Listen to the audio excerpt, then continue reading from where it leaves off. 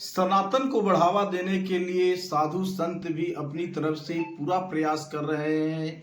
हर व्यक्ति के मन में सनातन के प्रति भाव जगाने की उद्देश्य से जगह जगह आप देख रहे हैं कथाएं की जा रही। इसी क्रम में आप देख रहे हैं कि चतरा ब्लॉक के नरोत्तमपुर में भी यहाँ पे श्रीमद् भागवत कथा का लोग रसपान कर रहे हैं। और यहाँ पे श्रीमद् भागवत कथा कहने के लिए जो यहाँ पे कथावाचक जी हैं आज मेरे समाचार कार्यक्रम में मौजूद हैं। हम महाराज से जानना चाहेंगे, महाराज जी अपना परिचय देते हुए आप दर्शकों को बताइए कि नहीं जो श्रीमद् भागवत कथा है इससे आप क्या लोगों को प्रेरणा दे रहे हैं।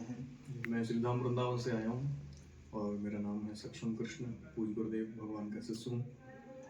और भागवत सुनाने का लक्ष्य केवल इतना ही है कि युवा पीढ़ी जो है वो ज़्यादा से ज़्यादा हमारे धर्म से जुड़े, क्योंकि जब युवा सुधरेगा तब धर्म सुधरेगा, धर्म की राह पर युवा चलेगा। क्योंकि यदि युवा बिगड़ गया, आजकल युवा बिगड़ भी ज़्यादा रहा है, क्लबों में ज़्यादा जा रहे हैं, गलत संगति में ज़्यादा जा रहे हैं, तो पहला प्रयास यही है, चाहे भजन के माध्यम से, कथा के माध्यम से, किसी भी दृष्टांत के माध्यम से, प्रथम प्रयास हमारा यही है कि हम ज़्यादा से ज़्यादा युवाओं को धर्म से जोड़ें, भगवान से जोड़ें, ठाकुर जी की कथाओं से जोड़ें। और बड़ी प्रसन्नता है कि यहाँ पर जो कथा चल रही है उसमें जो युवा पीढ़ी है वो भी ज़्यादा से ज़्यादा संख्या में आ रही है। वृद्ध तो आ ही रहे हैं पर युवा पीढ़ी भी ज़्यादा से ज़्यादा संख्या में। महाराज इसे सनातन को लेकर के कई दलों के नेताओं के द्वारा तरह तरह की प्रतिक्रिया दी जाती है, तो इस पे आप क्या क्या करना है। अब नेता नगरी में तो हम है ही नहीं, ना ज़्यादा बोलेंगे। बस इतना है कि सनातन वही है जो सदा से चला आ रहा है। उसको मिटाने के लिए बहुत लोग आए, मुगल काल आया, अंग्रेज आए, काफ़ी लोग आए, पर मिटाने का बड़ा प्रयास किया पर मिटा नहीं पाए। और जो लोग अभद्रता की टिप्पणियां करते हैं सनातन के लिए, उनसे केवल इतना ही कहना है कि सनातन की शरणागति ग्रहण कर ले तो ज़्यादा अच्छा है, वरना धीरे धीरे करके आप तो देख ही रहे हैं प्रदेश से देश से हर तरफ से सफाई होता चला रहा है। लास्ट क्वेश्चन आपसे कि जो केंद्र में और प्रदेश में दोनों जगह पे भाजपा की सरकार है, जिस तरह से प्रधानमंत्री नरेंद्र मोदी और उत्तर प्रदेश के मुख्यमंत्री योगी आदित्यनाथ के मार्गदर्शन में, नेतृत्व में इस समय सनातन को बढ़ावा देने के लिए कार्य किया जा रहा है, तो इसको लेकर के क्या कहेंगे।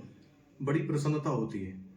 हम आपको बताएं, एक जगह कार्यक्रम चल रहा था बीच में, जब चुनाव था, तो हमारे पूज्य गुरुदेव भगवा वस्त्र पहनते, संत हैं, तो एक सज्जन ने उनसे कहा कि महाराज जी हम चुनाव जीतेंगे ना तो ये वस्त्र उत्तर प्रदेश में आपको कहीं नहीं मिलेगा।